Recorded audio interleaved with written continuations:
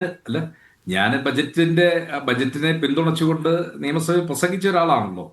അപ്പോ അദ്ദേഹം പറഞ്ഞൊരു കാര്യത്തിന്റെ അകത്ത് ഈ മത്സ്യത്തൊഴിലാളികൾക്ക് അതായത് സ്റ്റാറ്റ്യൂട്ടറി വാണിംഗ് കൊടുത്ത് കടലിൽ പോകേണ്ടാത്ത ദിവസങ്ങളിൽ അവർക്ക് ഗവൺമെന്റ് ധനസഹായം കൊടുക്കും എന്നുള്ളത് ബജറ്റിലെ ഒരു പ്രഖ്യാപനമാണ്. അതിന് പ്രത്യേകമായ ഒരു തുക അങ്ങനെ മാറ്റിവെക്കേണ്ടതായ ഒരു ആവശ്യമില്ല. അത് ഗവൺമെന്റ് പ്രഖ്യാപിച്ചിരിക്കുകയാണ്, അവർക്ക് നഷ്ടപരിഹാരം കൊടുക്കും എന്നുള്ളത്. ഞങ്ങളുടെ ഗവൺമെന്റ് അധികാരത്തിൽ വന്നിട്ട് ഏതായാലും 2.5 മാസമല്ലേ ആയുള്ളൂ. ഇനി ഈ മുതലപ്പുഴ ഹാർബറിനെ കുറിച്ച് ഒരു ബജറ്റിൽ ആദ്യമായി അതിന്റെ പോരായ്മകൾ പരിശോധിക്കുമെന്ന് കേരളത്തിൽ ഒരു ബജറ്റ് അവതരിപ്പിച്ച് അതിൽ പറഞ്ഞിരിക്കുന്നത് ഐക്യ ജനാധിപത്യ മുന്നണിയുടെ ഗവൺമെന്റാണ്. ഞങ്ങളെ ഒന്ന് വിലയിരുത്താനും ഞങ്ങൾക്ക് ഇതിനൊരു സാവകാശം ഒന്ന് വരട്ടെ. ഞങ്ങൾ എന്താ പറഞ്ഞ ഇപ്പോഴത്തെ ഈ ഈ പ്രകൃതി ദുരന്തവും പ്രതിസന്ധികളും ഒന്ന് പരിഹരിക്കപ്പെട്ടു കഴിഞ്ഞാൽ ഗവൺമെന്റിന്റെ മുമ്പിലുള്ള ആദ്യത്തെ നടപടി എന്ന് പറയുന്നത് ഈ അവിടുത്തെ ഈ പുലിമുട്ട് എന്താ പറഞ്ഞ പ്ലേസ് ചെയ്തിരിക്കുന്നതിലും ഈ ഹാർബറിന്റെ നിർമ്മാണത്തിൽ ഉണ്ടായിരിക്കുന്ന അപാകതകൾ എന്ത് എന്ന് അത് പരിശോധിക്കുന്നതിനും അത് പരിഹരിക്കുന്നതിനും വേണ്ടിയുള്ള ശ്രദ്ധയാണ് ഗവൺമെന്റിന്റെ ഭാഗത്ത് ഉണ്ടായിരിക്കുന്നത്. ഞങ്ങളത് ബജറ്റിൽ പറഞ്ഞിരിക്കുന്ന ഒരു കാര്യമാണ്. ഞങ്ങൾ അധികാരത്തിൽ വന്ന് 90 ദിവസം തികഞ്ഞില്ലല്ലോ.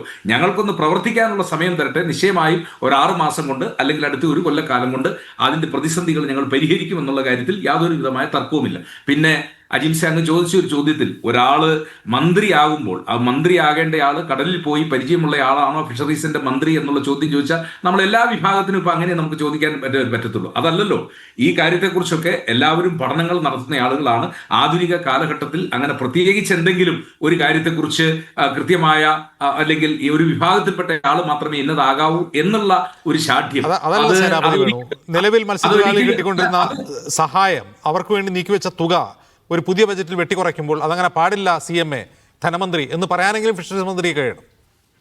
അല്ല, ഞാൻ പറഞ്ഞല്ലോ, ഈ കടലിൽ പോകുന്ന ആളുകൾക്ക് അവരുടെ ജോലി നഷ്ടപ്പെടുന്നതിന് പകരമായിട്ട് അവർക്ക് തുക കൊടുക്കുമെന്ന് ഗവൺമെന്റ് പ്രഖ്യാപിച്ചിട്ടുള്ളതാണല്ലോ. അത് കൊടുക്കാതെ വരുന്ന ഒരു ഘട്ടത്തിൽ, അത് കൊടുക്കാന്ന് പറഞ്ഞാൽ 90 ദിവസം കൊണ്ടല്ലോ കൊടുക്കുന്നത്, അത് കൊടുക്കാതെ വരുന്ന ഒരു ഘട്ടത്തിൽ, അതുപോലെ തന്നെ ഈ ഹാർബറിന്റെ പോരായ്മകൾ പരിഹരിക്കുന്നു എന്നുള്ളത് ബജറ്റിൽ പറഞ്ഞിരിക്കുന്ന ഒരു കാര്യം ഞങ്ങൾ നടക്കാതെ വരുന്ന ഒരു കാലഘട്ടത്തിൽ ഒരു കൊല്ലം കഴിഞ്ഞതിന് ശേഷം നിങ്ങൾ ചോദിക്കുക എന്തുകൊണ്ട് ഇതുവരെ നടപടി അങ്ങനെ ലളിതവൽക്കരിക്കരുത് പ്രശ്നം. ജോസഫ് വിജയൻ വളരെ വൃത്തിയായിട്ട് പറഞ്ഞു. അതായത് 400 കോടിയിലധികം രൂപ മത്സ്യത്തൊഴിലാളികളുടെ ക്ഷേമത്തിനും സുരക്ഷയ്ക്കും വേണ്ടി മാറ്റിവെച്ചിരുന്ന തുക അപ്പാടെ കട്ട് ചെയ്ത് മിഷൻ സമുദ്ര പ്രഖ്യാപിക്കുന്നു. അവിടെയാണ് ഞാൻ ചോദിച്ച ചോദ്യം, ആ മിഷൻ സമുദ്രയിൽ മത്സ്യത്തൊഴിലാളികളുണ്ടോ എന്ന ചോദ്യം. ഞാൻ പറഞ്ഞല്ലോ, ഞാനത് വളരെ കൃത്യമായിട്ട് പറഞ്ഞല്ലോ. മിഷൻ സമുദ്ര എന്ന് പറയുന്ന പ്രോഗ്രാം, അതിന്റെ ലക്ഷ്യം എന്ന് പറയുന്നത് അത് മറ്റു ചില ലക്ഷ്യമാണ്. അത് ജലഗതാഗതമാണ് അതിനകത്തെ ഒന്നാമത്തെ അജണ്ട എന്ന് പറയുന്നത്.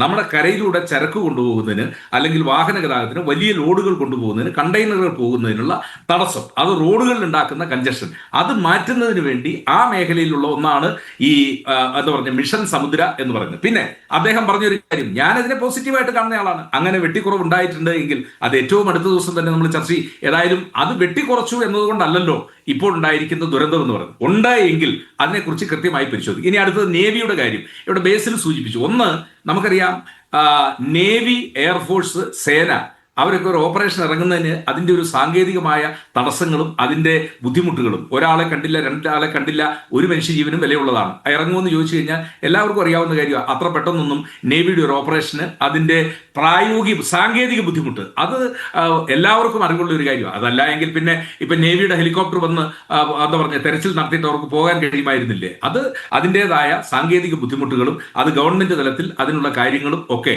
അതിന് പ്രത്യേകമായിട്ടുള്ള കേന്ദ്ര ഗവൺമെന്റിന്റെ മാർഗനിർദ്ദേശങ്ങളും ആ മാർഗനിർദ്ദേശങ്ങളൊക്കെ പാലിക്കപ്പെട്ട് മാത്രമേ നേവിയുടെ സഹായങ്ങൾ കിട്ടത്തുള്ളൂ. അതല്ലാതെ നേവി എന്തേ വന്നില്ല, എയർഫോഴ്സ് എന്തേ വന്നില്ല, അതല്ല എങ്കിൽ കരസേന എന്തുകൊണ്ട് ഇറങ്ങിയില്ല, അതൊക്കെ നമുക്ക് ചർച്ചയുടെ ഭാഗമായിട്ട് നമുക്ക് ചെയ്യാം. പക്ഷേ അതിനൊക്കെ അതിൻ്റെതായ സമയവും ആ ഒരു നടപടിയുടെ ഭാഗമായിട്ട്. പിന്നെ ഇവിടെ